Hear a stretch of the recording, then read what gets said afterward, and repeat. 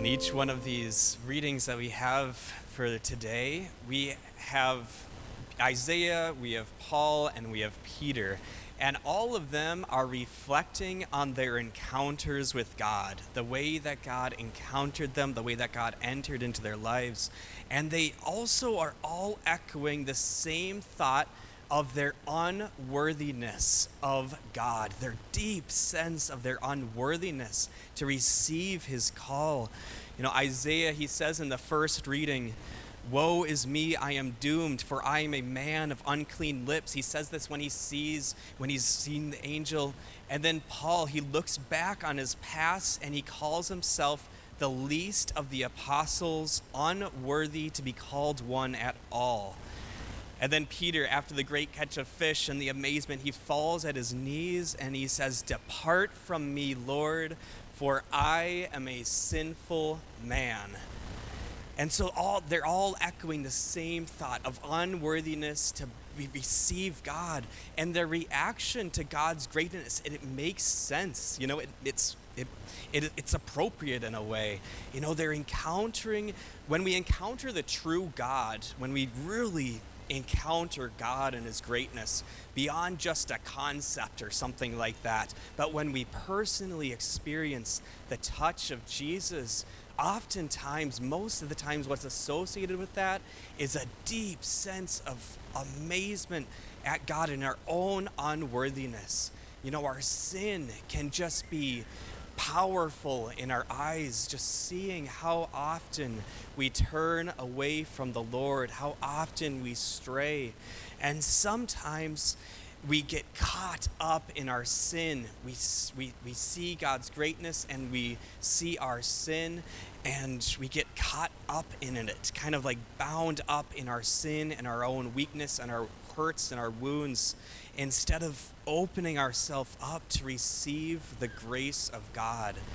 And so that's what Isaiah and Paul and Peter, they're all experiencing. The weakness, their failures, their sins at the face of the presence of God. And I just kind of want to zoom in on Peter's story specifically. There's a ton of beautiful detail in this one. Just the understanding of his sin and in the face of the greatness of God. So Peter, he's a fisherman, right? That means that he's a hard-working person. He's out in the sea all day long. You know, he's working. He's a hard worker. You know, if he was alive today, he would probably be he would be watching the Super Bowl, you know, like that's for sure. He would be a tough guy, beer-drinking guy probably, and probably with a past, you know, just like a powerful figure, you know. And so Peter's there and he's frustrated because he's worked all day and he's caught nothing. He has nothing to show for it. He's worked hard, but he hasn't gained anything from his labor. And then we have Jesus coming into the scene, and Jesus, he's teaching, and there's a great crowd following him, and he can't speak to them all because they're all getting close to him, you know. So he sees the shore over there, and there's some boats, and there's Peter. Okay, hey, could I use your boat, and could you take me out so I could teach the crowds what I want to say to them? And so Peter agrees, you know, and so he goes out into the boat, into the water, and he's teaching, and Peter's probably, you know, half listening. You know, half of his mind is probably on, what am I going to do? I've worked all night. I need to provide for my family. What are we going to do? I've worked so hard. He's probably thinking half about what Jesus is saying and half about what else is on our minds. Kind of like us sometimes when we come to Mass, you know, half there. But Peter's there. He's in the boat with Jesus. And then all of a sudden, Jesus stops speaking and he turns to Peter and he says, "Peter, put out into the deep water and lower your nets for a catch." And Peter, you know, he's the fisherman. You know, he's the one who knows how to fish. Jesus is a carpenter. But Peter, you can imagine him just reluctantly agreeing to do it. okay, master, I'll do what you're telling me to do, not because I expect to receive anything, because if you knew anything about fishing, that's not where you go to catch the fish, but he's gonna go do it. He's gonna go through all the work of hauling in the nets, going out there, doing the hard work, and then pouring out the nets. And it's not easy to lower the nets, but Peter does it anyhow. And after he does it, there's just an abundance of fish that come. It's overflowing, and they have to call John and Andrew, and they have to help bring in more fish, and just the power of the scene. And then Peter, facing his own unworthiness, his own littleness in the sight of God's greatness, he falls to his knees and he says, "Lord, I am not worthy. I am a sinful man. Depart from me." And notice, what does that mean? That means that he's recognizing his own sinfulness, his own mistakes. Like, he's saying, I'm not the kind of person that you want. I have a past. You don't want me. I am not good enough for you. Like, that's what Peter is actually saying. And what does Jesus say in response? Notice what he doesn't say. He doesn't say, no, Peter, you're not that bad. You're actually a good person, but he doesn't condemn him either. He doesn't reject him or something like that, but he receives him, and he receives him with a call, even in his sinfulness, even in his unworthiness. He says, "Do not be afraid. From now on, you will be catching men." And Peter responds, and he leaves everything and follows Jesus.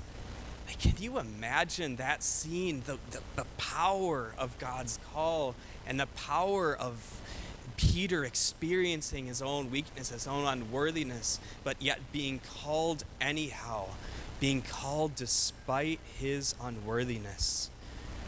So Peter, Isaiah, and Paul, they all saw themselves as unworthy, as not good enough in the sight of God, but God called them anyhow.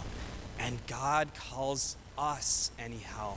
Despite our past, despite our sins, despite our present even, God is calling us now. And so with Isaiah, the man who said he had unclean lips, the angel came to him and his lips were purified and he became a prophet. And Paul, he was once a persecutor of the church. He killed people and deeply sinful, and he did not understand. And he became the greatest missionary the church has ever seen. And then Peter, a sinful fisherman, with a past, he became the rock that God built his church on. And how did all of this happen? This wasn't them. This wasn't Isaiah. This wasn't Paul. This wasn't Peter. This was the grace of God. God was the one who was making this happen. And so these show us that God doesn't see us as our brokenness, as our wounds, as our pain, as our suffering, but God sees what we can become through his grace. And he invites us to receive that grace, to receive God's call and respond, just like all three of these people responded. And so in our own lives, where are we still not really knowing Jesus? Where are we kind of keeping him at a distance, saying, "Lord, depart from me, I'm a sinful person"? Maybe it's our sins, like Peter, our sins that we struggle to let go of. Or maybe it's our past hurt. Maybe it's our mistakes, kind of like Paul, his mistakes of the past. Or maybe it's fear that I'm not good enough for God, that I'm just not good enough. Kind of like Isaiah. Whatever lies we can believe about ourselves, knowing the truth, knowing that Jesus steps into our boat just like he stepped into the boat of Peter. And he tells us the same thing he said to Peter. He tells us, do not be afraid. Do not be afraid. He's calling us as we are, and he's not condemning us, but he's calling us, and he's calling us to go into deeper waters, to trust him more, and to follow him more deeply.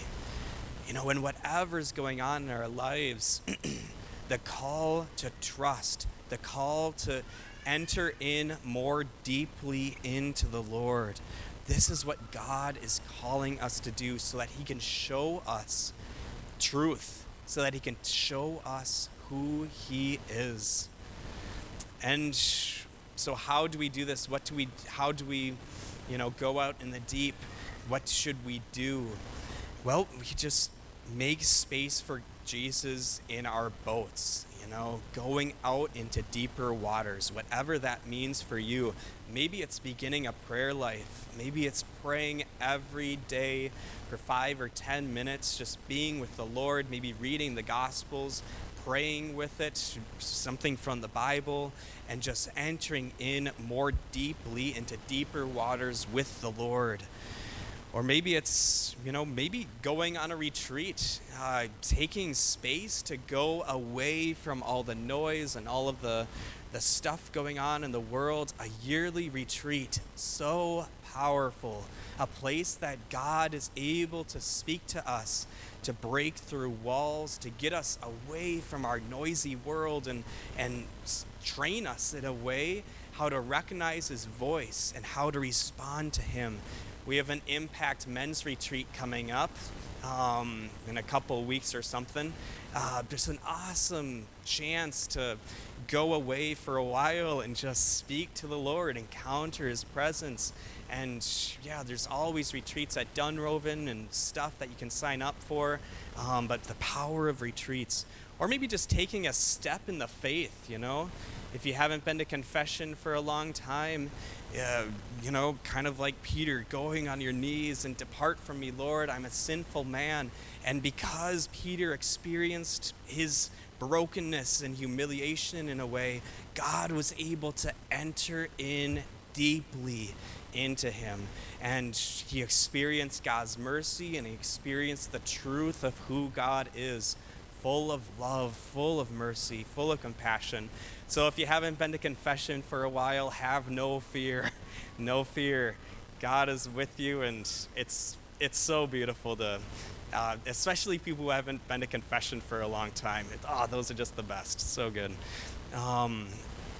So today, Jesus wants to step into your boat, and he invites you to go out into deeper waters and lower your nets for a catch, because Jesus has so much more in store for each one of us. And he's calling us and he's telling us, do not be afraid. I have called you, I have chosen you. Go out into deeper waters. And so will we, like Peter, Isaiah, and Paul, follow him, enter in, and go out into deeper waters despite our unworthiness, despite our sinfulness, but trusting in a God's abundant mercy.